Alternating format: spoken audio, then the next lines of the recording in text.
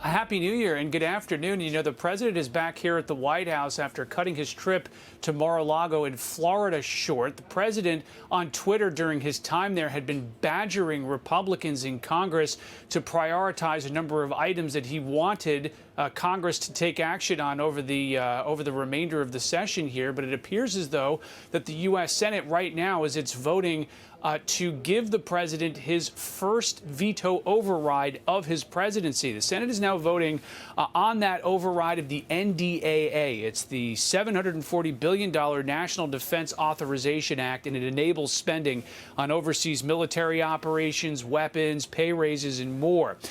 The vote's still open, but there is enough support here, so this will be the first veto override for President Trump unless a number of senators change their votes, which is probably not going to happen. The president vetoed the defense bill because it removes Confederate officers' names from U.S. military installations and limits his ability to withdraw certain troops from overseas. The president also wants Congress to change an unrelated law that gives tech companies liability protection. Now, the president is also pushing to increase those $600 COVID relief checks, more than triple them to $2,000.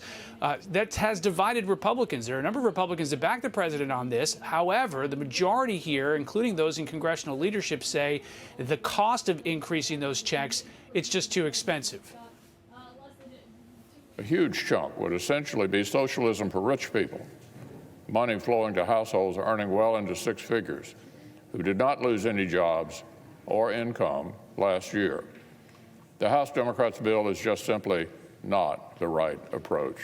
For once, we have progressive Democrats, conservative Republicans, the president himself, and not to mention, of course, the majority, the vast majority of the American people singing from the same songbook in support of these checks. Now, remember, the House passed this bill earlier this week to raise the checks to $2,000, though it appears as though this Congress and the Senate are simply going to run out of time. On January 3rd, the current Congress expires. Not to say that these $2,000 checks are dead forever, but that's going to have to be something that the next Congress, which takes place after January 3rd, would have to consider in order to become law. Back to you.